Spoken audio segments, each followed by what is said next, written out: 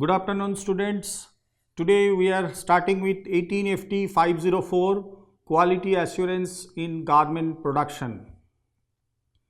We are at Unit 4 and we are looking at quality assurance in apparel production. Today we will try to explain the safety issues for different accessories in children garment. This is an important topic because lot of accessories are used in the children garment, and there are other safety issues also prevail in this particular chapter. So safety issues in children's garment is an important chapter, and lot of brand buyers, they give lot of emphasis to it. So let us see, students, what is there in the lesson 3 and what are the safety issues for different accessories in children garment. Now we are talking about product safety. Different products are used in the garment, and what are the safety issues in those kind of garments, in what form it is. So that actually entails about the product safety. Now when you are talking about the safety hazards, okay, product safety hazards, so there are two aspects of product safety hazards. What are those? You can see there are two images in this particular slide, and they talk about one design related issues, that is product design and specification related issues in the safety, and also there is production related or the manufacturing variation, that is the different component failure, okay, foreign items in the products. All these things come under this category of product safety. Now coming into the different regulations which are associated with children's special safety regulations, let us see what are those. Now if you try to explain the safety regulation of children's product, the behavior of children is the first and foremost thing we must understand. So different ages, the different behavior will prevail for the children, okay. So that is the behavior of the children, and based on that different safety issues and related regulations will be there in this particular chapter. So let us see what are other different age related behavior of children. So when you are talking about the behavior of the children, there are issues like different challenges and explorations, and different use items what the children will use at different ages, okay. So they face lot of challenges while they grow up, and use of the items will differ in different ages of the children. So that is the children's psychology. So one must understand that to really regulate the safety issues, and different safety regulations are formed based on those behavior of the children. So those are the special safety regulations. Now coming into that different regulation or regulatory aspects, that children are normally less cautious regarding the hazards point of view. Why? Because they have no knowledge about that particular product, first of all, which one adult has. So they are less cautious definitely with that particular product what they are using. So because of that, lot of accidental hazards are there in children's product. So children's, when they are using those product, okay, they must be careful, or parents must be careful, or the product design what we are talking, that must be taken care of, and which is an important aspect of today's discussions. So that is the special behavior of the children and how it is related with the safety regulations. Let us see what are other hazards associated with this. Now development factors, as I am explaining to you, different developmental ages are there of children, and in that certain things are predictable. This will happen or this will occur, and this will be in a very orderly sequence, happens in children's garment. Okay, different ages, so behavior of the children will different, and we can predict that at that age children should do such kind of things, at higher ages they will do such kind of things. So there is an order, a particular order is getting followed when we are talking about the development factors of the children's goods, and safety arises out of that. Different ages, different safety issues are there.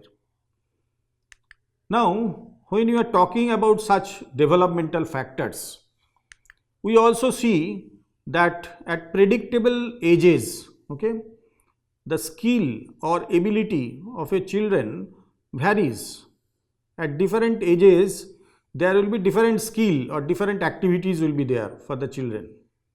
These are all important aspects, students, because these will regulate the regulation.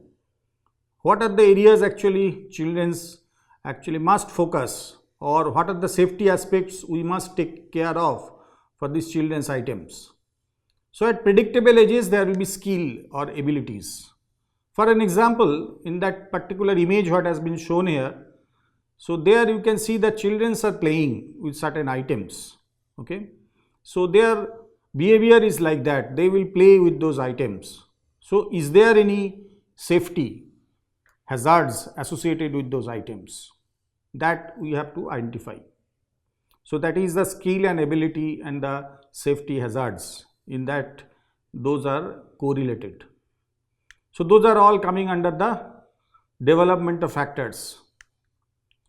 Now in that, the children's development, while we are talking, they develop in a similar pattern. Okay, so pattern of development of children will be in a similar way. Different childs at different countries, but their behavior or their pattern of development will be same. So same pattern they will follow at a particular age. Okay, so it is very easy then, when children's development at a particular age is same, so safety hazard will be the same at that particular age. So that's regulations. That's why in the latter stage you will see regulations have been formed based on those ages only, not that a child is from different country, different regulations will be there. So this is universally accepted regulation. For example, children, you can see that these people, the childrens who are just keeping certain items in their mouth. Okay, so that is called the mouthing objects. So this is an important aspects of children's behavior.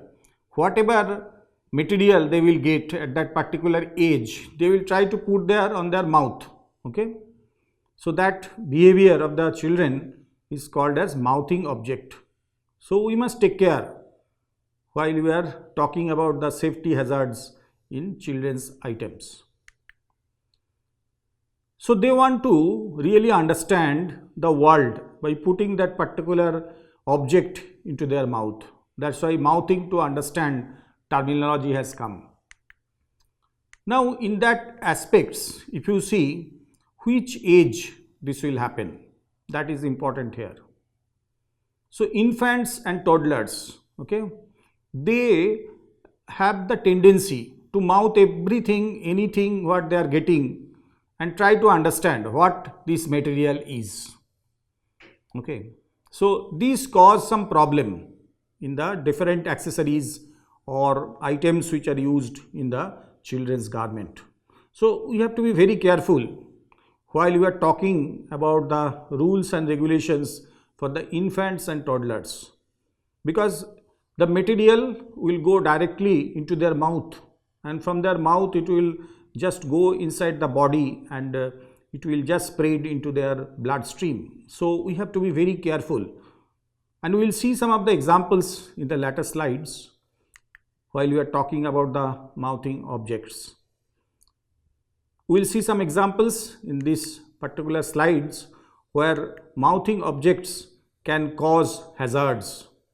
Like in this slide, you can see that there is an important aspects of choking hazards. What do you mean by choking hazards? You see that swallowing of hazardous substances, from that the choking hazards can come.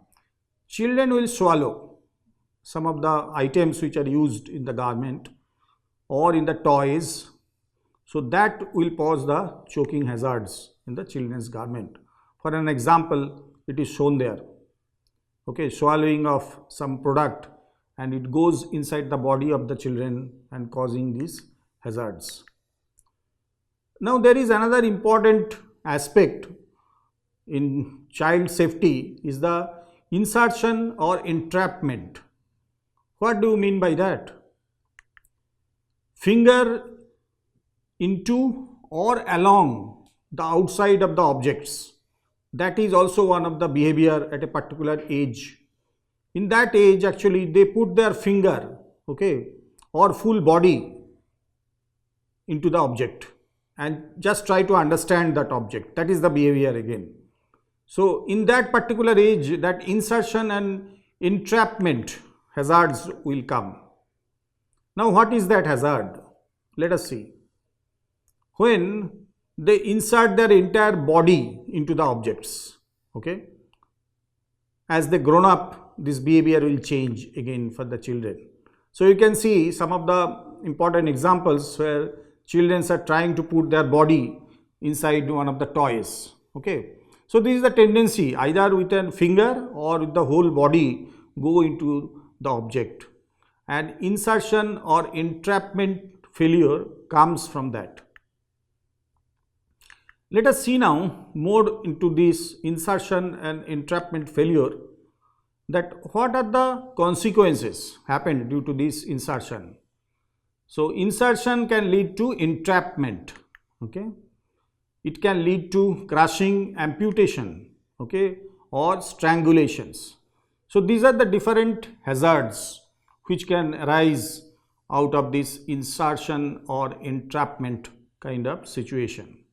So these are the safety hazards in children's garment. Now let us see more to this, and we can understand that when the body part or the finger goes into the object, okay, especially at the age of 2 to 3 years, when children are there with that age. So everything of the world they try to understand by putting their body part into it and try to understand what is this item. So that is also coming under the insertion and entrapment failure. So the behavior of the children and different safety hazards are associated with such consequences. There is also certain objects which are used in the garment in the terms of accessories. So those accessories are nothing but the lot of buttons you can see. Then there are cases of beads, okay, snaps, metal buckle, etc. are also there, which can cause the insertion or entrapment kind of hazards in children's garment. Now let us come to a particular important aspects of children's garment which is extensively used, that is the cords, toggles and hoods. How they are important and why they are important, especially when the cords or drawstrings are there at the hood and the neck area. That time it is really a safety issue for a children's garment. Why? Because there is risk of strangulation. Now what do you mean by strangulation? You can see this picture where it is clearly you can understand in this picture that the drawstring can catch, okay, and kill the children. So one of the playground, one of the area, it is caught, and a student, a particular child can be killed by these strangulation hazards. So must be careful. The particular children must be careful about that. Okay, at that age it happens. So that's why head and neck areas, the cords, toggles and hoods are not allowed, because it may cause strangulation hazards in children's goods or children's apparel. It is not at all permissible to use those kind of items in the area of head and the neck areas. Now, lot of recall cases has happened in the world. Lot of brand buyers are involved into this by using the cords and toggles or the hoods at the neck area. So there some accident took place and lot of recall of the particular garment has happened. So it was the loss of image and also the goods of that company. So it is not allowed, head and neck area. Now when you are talking about the children, what will be the age of the children in that particular age where this can happen? So that is nothing but 0 to 6 years 11 months.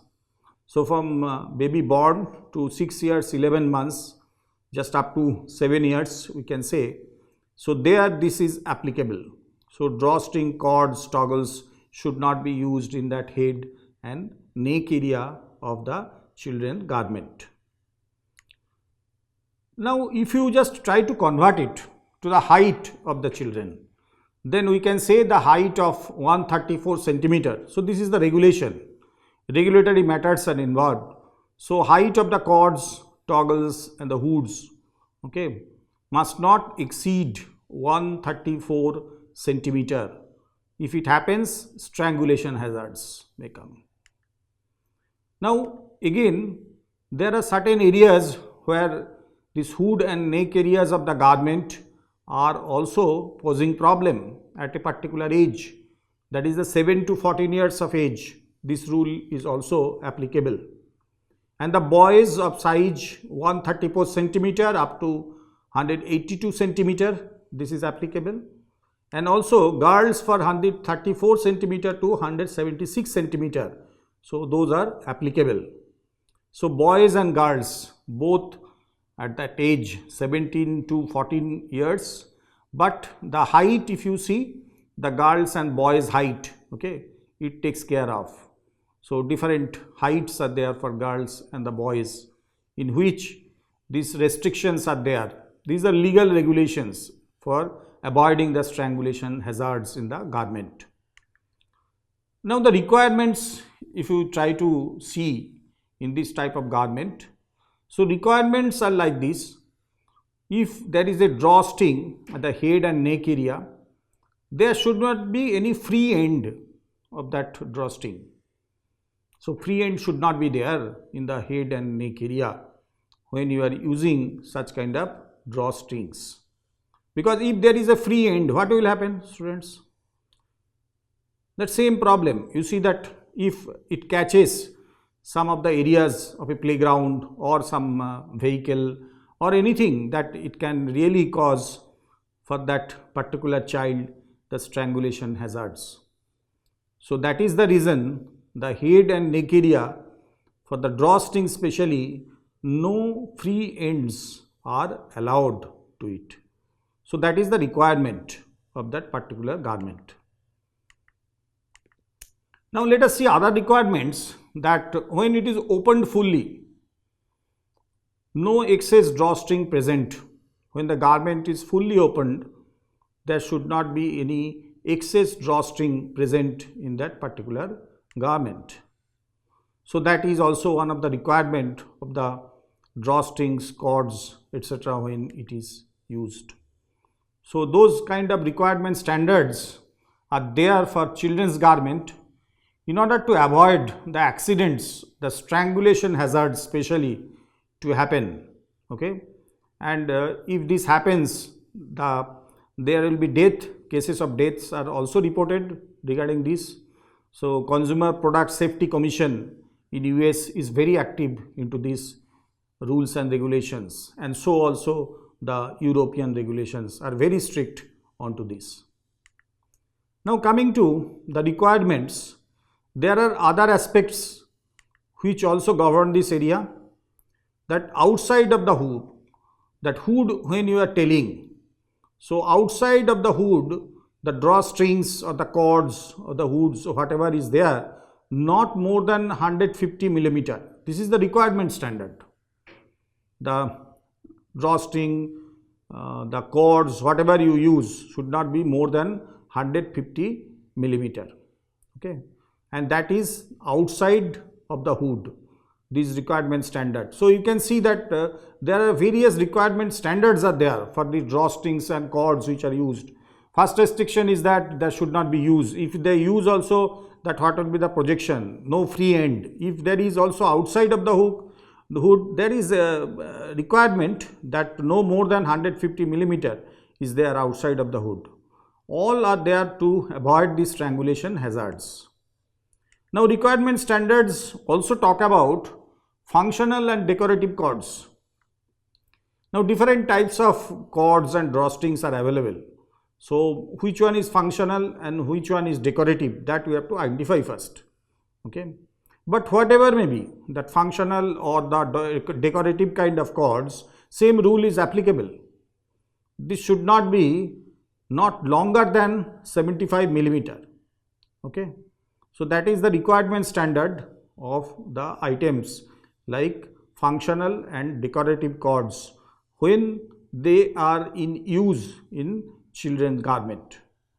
So we must follow all these rules and regulations, and these are the requirement standards.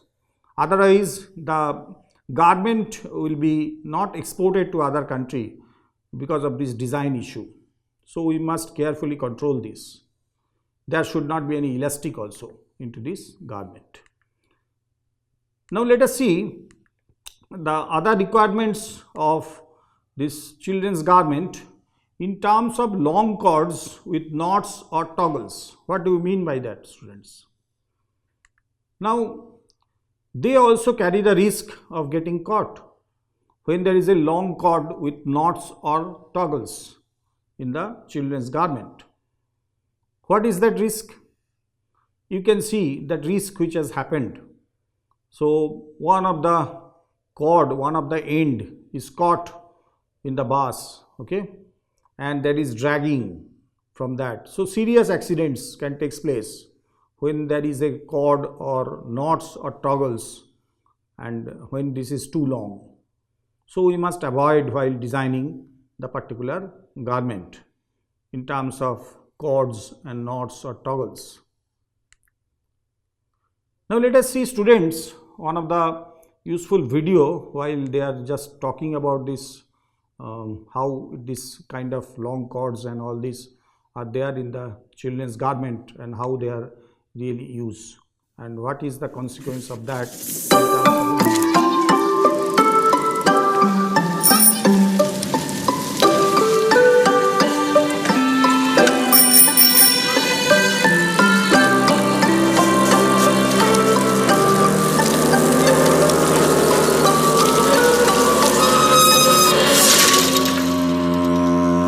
In the European Union, it is forbidden to use cords or drawstrings on hoods or around the neck on clothes for children up to 7 years of age, or to use cords longer than 75 millimeters, drawstrings with free ends, or drawstrings forming protruding loops on hoods or around the neck of clothes for children between 7 and 14 years old because of the risk of strangulation they present. The requirements mentioned in the video highlight just some of the most common safety problems that occur with children's clothing linked to drawstrings in the European Union. Even a garment that meets these requirements may still not comply with all European safety standards. The final decision about a product's safety is taken by the competent market surveillance authorities in the EU member states. Please safeguard your business by checking the latest requirements. More safety, more business.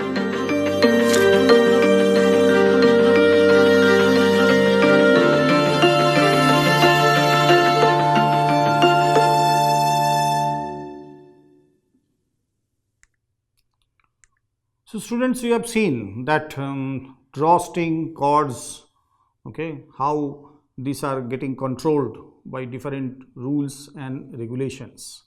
Now we can see what is the impact of small parts. What do we mean by the small parts in a children garment and how they pose hazards, that is the safety hazards in children garment. Now, small parts, when you are talking, this can create the choking hazards. What we talked at the initial stages, that when the mouthing of the children, mouthing of any object comes, okay, and when children put that anything what they get at that particular age, put there in their mouth, so there the tendency of choking hazards may come. So what do you mean by choking hazards and how they are identified? That is the $1,000,000 question here, and how it can be prevented. Okay, those are the things are important part of discussion in the small parts category. Now, different examples if you see about these small parts, okay, we can see that anything can be a small part, like a button which is used in the garment, that can be as an accessory, it is a small part in the garment. Then also different kind of snaps what is used in the children garment, those can also be a small part. Is this all? There are other aspects of children garments are also there, okay, so like this, some slider, okay, some hoop kind of arrangement. So these are all are various examples which can be a potential small part in the children's garment. This is to be taken care of. But how? How we will understand that this is creating a choking hazards in children's garment? Let us see. There is a test cylinder. Okay. This test cylinder by which we can easily understand which is a small part, because small part is a terminology which is a very subjective kind of terminology. How it should be determined? You see, for that there is a test cylinder is used. Okay. So this test cylinder, you can easily see there is a height of that test cylinder, specified height is mentioned, and also that width is also mentioned. Okay. So different dimensions are there in that particular test cylinder.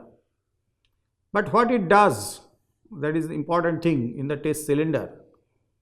In that particular top part, if the small part is given, if it gets through, then it is a small part. But how this kind of theory has come out? Let us see.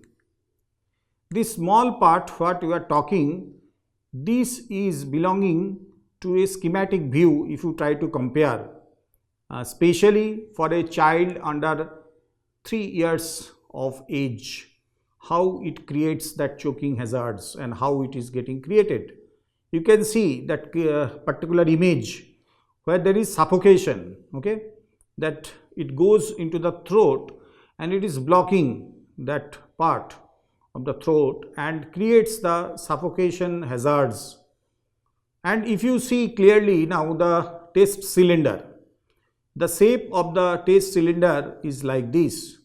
So it is a some sort of simulation of the human throat, the child throat, and the dimensions are also regulated by the dimension of the throat of the child. So suffocation hazard is the part of it. Now let us come to another important aspect of children's safety, that is called sharp points and sharp edges. What do you mean by that? Let us see. Now, what is the consequence of these sharp points? It can puncture the larynx, the breathing difficulty, and the permanent damage may happen. Okay. So that particular part of the body, if it is damaged, the breathing difficulty may occur. But what is the source? You see, the different safety pins are used in the garment, and different kind of bows are attached with the garment. So these kind of bows, when they are attached with the safety pins, so this can also puncture the larynx and cause the breathing difficulty of a child. So these are the sharp points. Now, is there any regulation for that? Yes, there is a regulation both for the sharp points and the sharp edges. Now you can see that sharp point regulation where it really puncture, poke or injure a child as we have seen in the previous slide. So there is a particular regulation called 16 CFR 1500.48. So here the sharp points are getting regulated by a particular test method.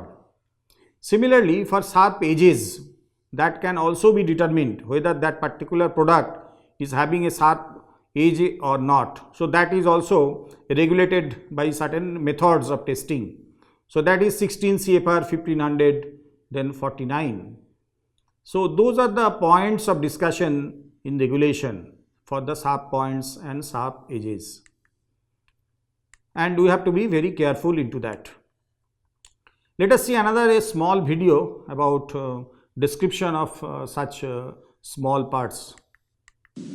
My name is Helen Arbogast. I work at Children's Hospital Los Angeles in the trauma program. I am the injury prevention coordinator, and part of what I do day to day is educate parents on areas such as child pedestrian safety, car seat safety, home safety, and what we're talking about today, toy safety. So one of the first things a parent will want to consider is the types of toys they're going to purchase. Here we have several different examples of some of the toys a parent might purchase. Great example, a soft plush toy. Really doesn't have any small parts. As long as parents remember to remove some of the tags that a child could choke on, it should not be a problem. One of the things that we usually have are small things that children like to play with. This is a highlighter, but a child would consider it a toy. And there are some parts that detach and may get lodged in a child's airway. So one of the ways that we ask parents to test toys that they purchase is making sure that it doesn't obstruct the airway in any type of way.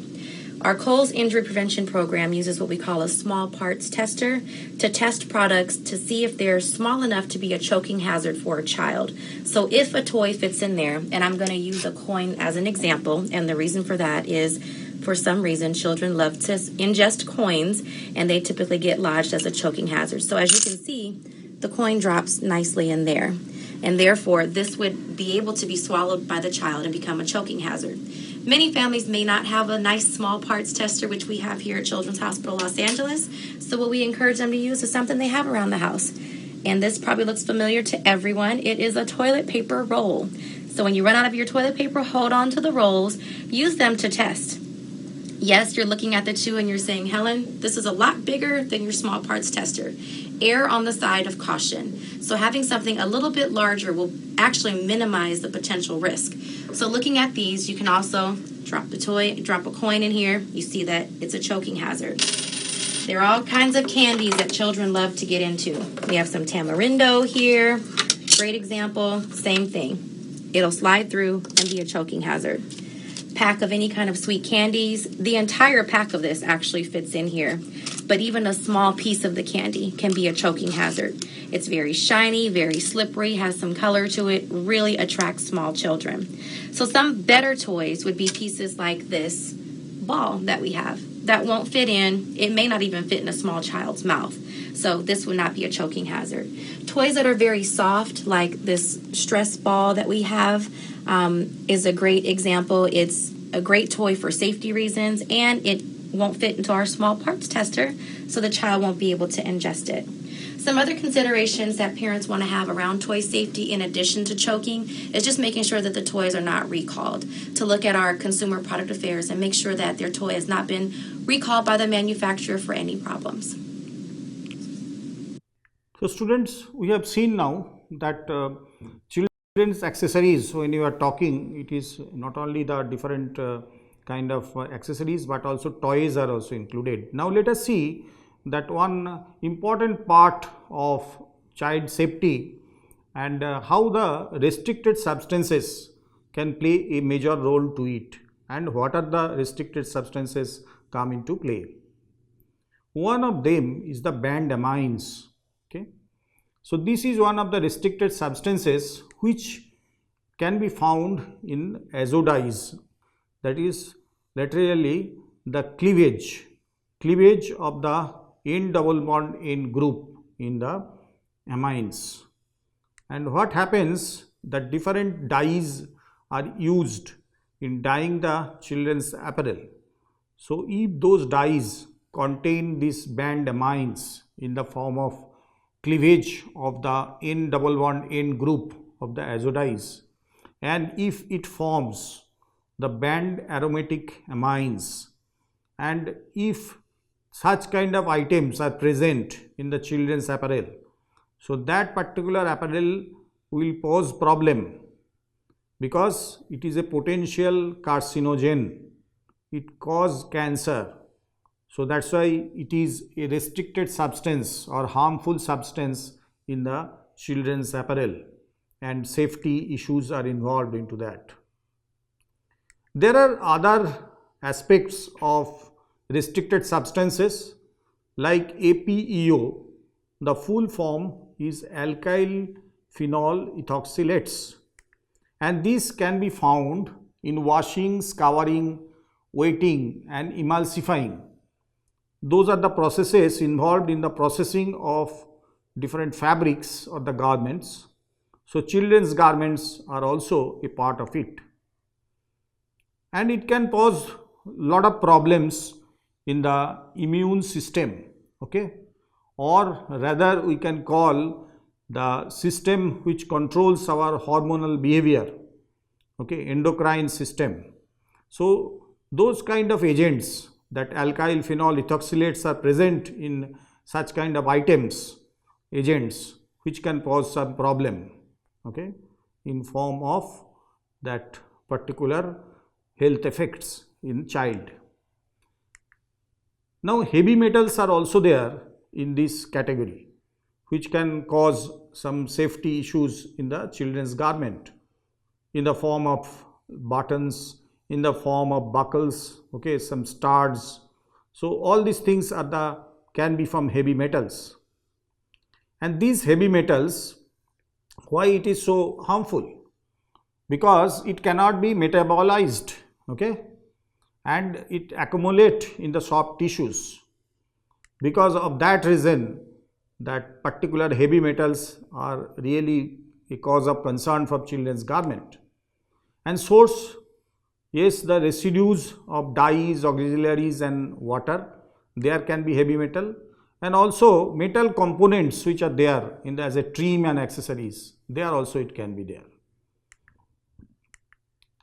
Now there is another important restricted substances which are found in children's apparel in the form of like a printing or buttons, etc.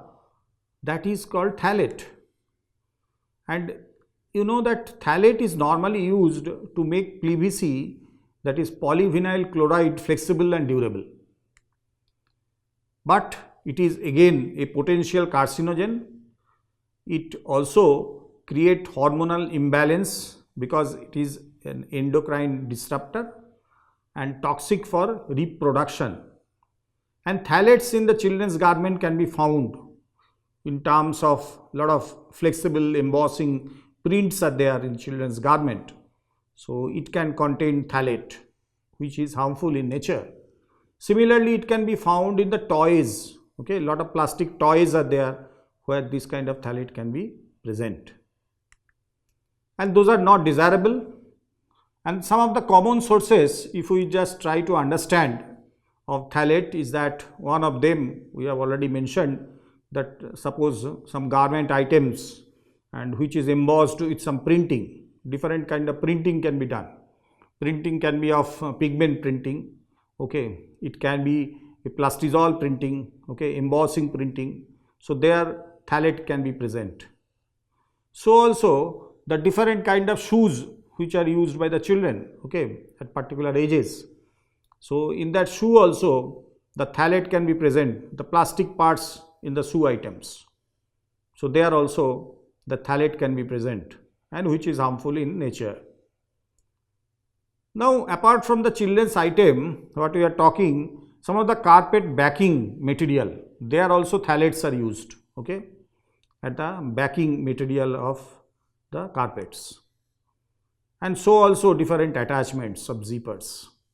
So these are the common sources of particular phthalate where this can cause real problem to the children in terms of safety hazards. There is another important component which can be there as a restricted substances in children's material, that is called organotin. Now, what is organotin? What is the unique thing about organotin? It is used as an antimicrobial agent. It is a heat stabilizer.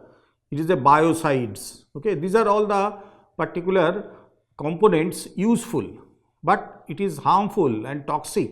Okay, and this can be found in the garment and many other areas as is shown in this figure.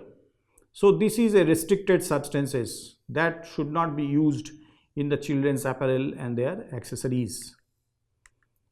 Now, in case of PFCs, so what do you mean by PFCs, students? Can you tell where it is used?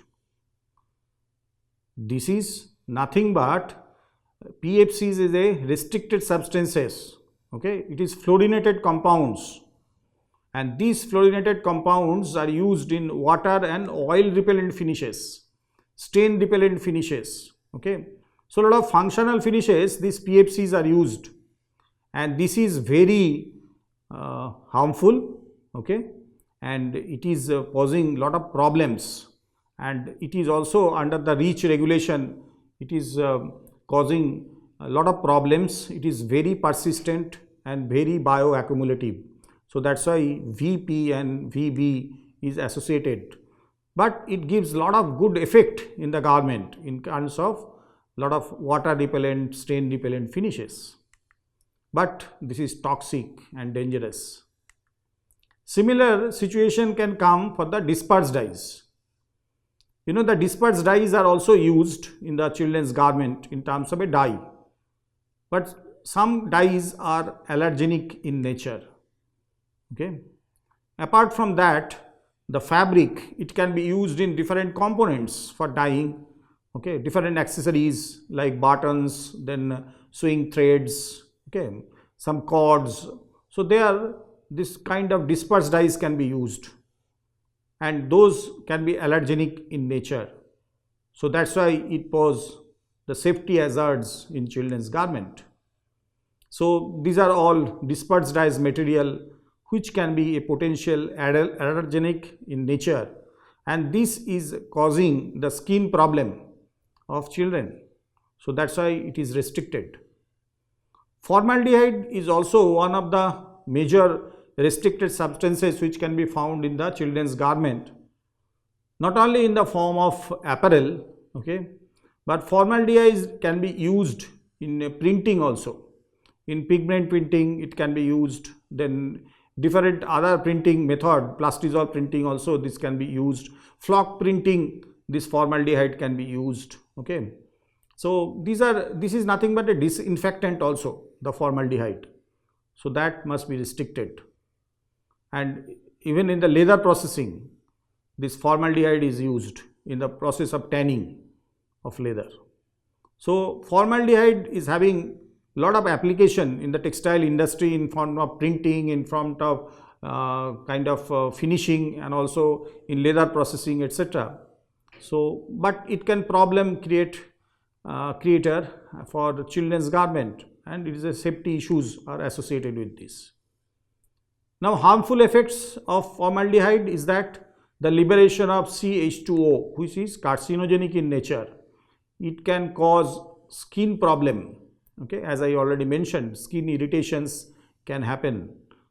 So there is, if we inhale, some throat related issues will come, and also it is a potential that vapor is also carcinogenic.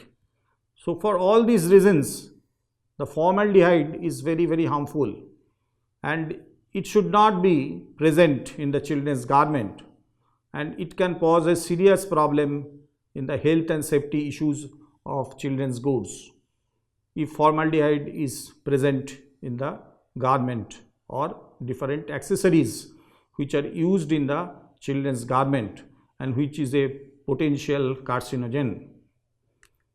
Now, there is another aspect apart from this restricted substance, that is called the flammability aspects. Now, what are the important areas where these hazards may come in flammability, and for which testing is required? Okay, Now there are regulations, that especially the regulation for children is 16 CFR part 1615, where the children's sleepwear of a size 0 through 6X are involved into this. So typical styles, okay, where this is treated as by CPSC, Consumer Product Safety Commission, as the potential children's sleepwear, okay. So there these flammability regulations are applied. It must pass through these regulations, okay. Flammability issues are there. It can be tested also whether this particular garment is passing that test, the vertical flammability tester. Now comes in the flammability tester the general wearing apparel test, which is there for, or we call it as a 45-degree flammability tester, that is also applicable for children's garment, because this is also coming under general wearing apparel category. Equally applicable for children's garment, not only that 16 CFR 1615 but also 1610 also applicable, because it comes under general category, and this is tested in a instrument where the flame propagation is at 45-degree angle, and other area we have seen it is a almost a 90-degree angle, okay. So that is the difference between these two kind of flammability tests in children's apparel, but both the tests are equally applicable. So children's apparel must be evaluated for this to see whether there is any harmful effect or whether it passes the tests or not. Now in flammability, that when you are talking about another regulation, that is 1616 regulation, where the size varies. I told about that different growth of the child at different ages. So here 7 to 14, 1616 rule is applied, 16 CFR, okay. So different regulations are there in the garment, in the children's garment, which is really regulated by the age of the children, and how the age of the children is really affecting. That I already told, the development of the children at different ages, their activity. So those things comes into play and create lot of standard differences into that. So these standards are there for sizes 7 to 14. Interestingly, some of the items are exempted also, like a diaper, okay, snug fitting garment, which are not covered under this flammability regulation. Now there are certain kind of suggestions can be given to the designers, particularly in case of the children's apparel, based on these discussions. Number one is that bar tracking. So if any trim is used in the children's garment, so it should be securely fixed to the garment, okay, because if it comes out, it can cause a lot of problems. If children is mouthing that trim, what will happen? If it goes and creates some other problem in terms of swallowing and all this, so suffocations and all this will happen. So for that, the bar tracking is important, as is shown in the figure. So any kind of trim item which is there, so that's why it can be securely fixed in the garment, so that it will not come out easily. So that design suggestions include bar track of the trim. There are other suggestions or also can be given, like a ribbon belts.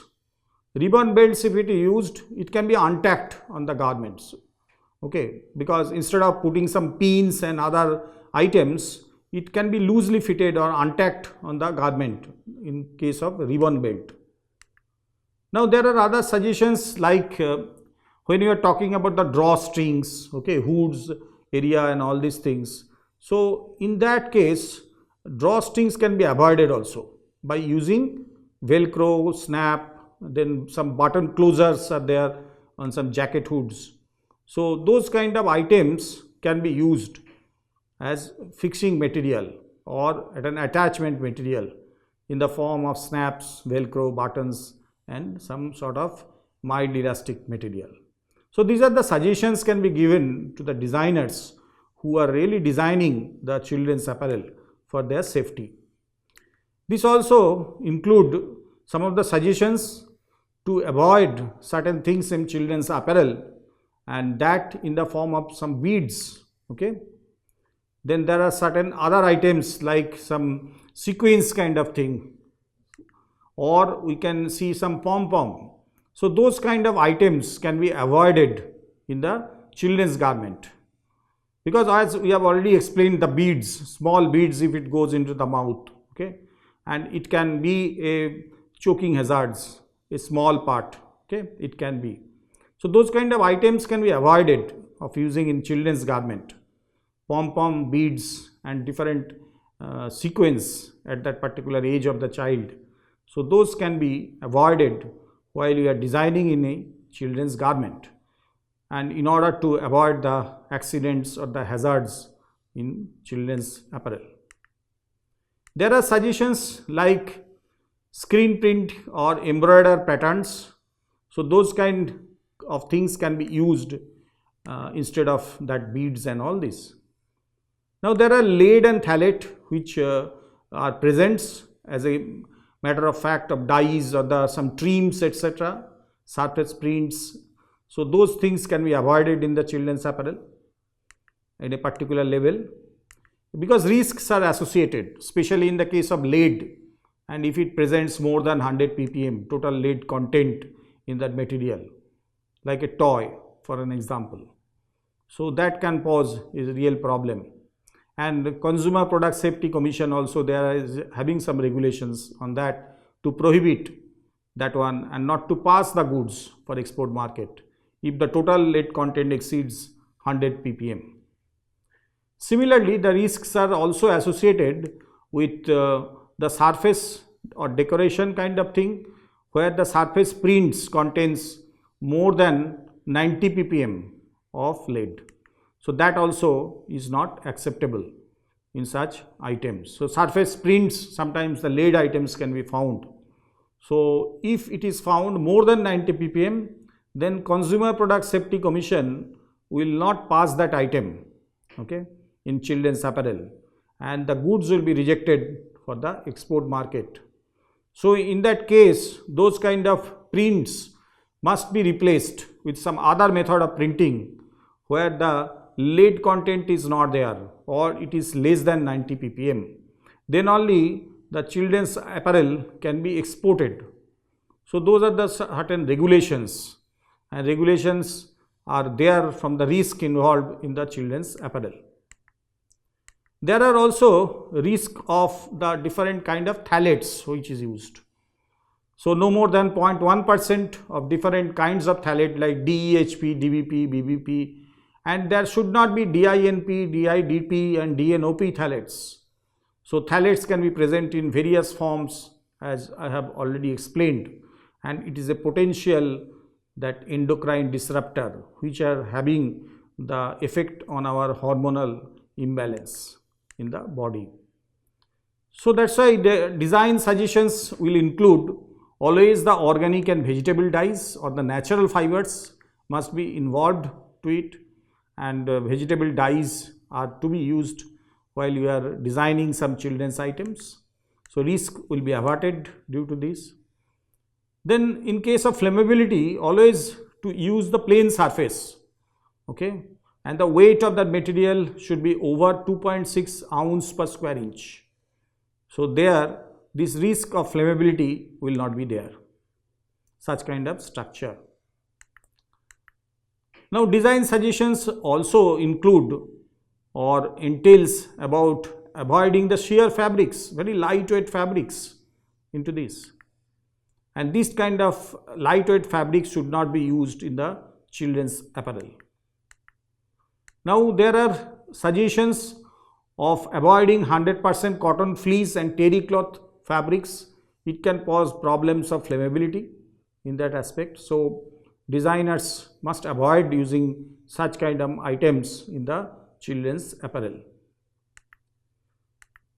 Now design suggestions also include using some synthetic blend with natural fibers. This is actually has been suggested.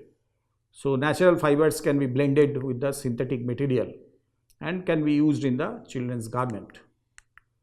So these are all the aspects of children's safety, different apparels, different products, and what are their consequences if they are used in the children's garment.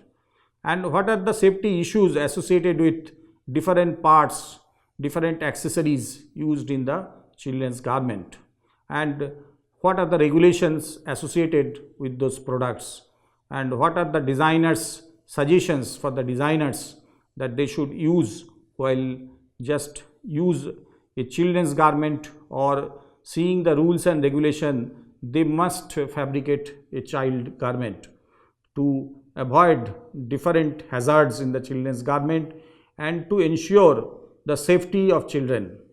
So thank you very much, students. We will come with a new chapter in the next class. Thank you very much.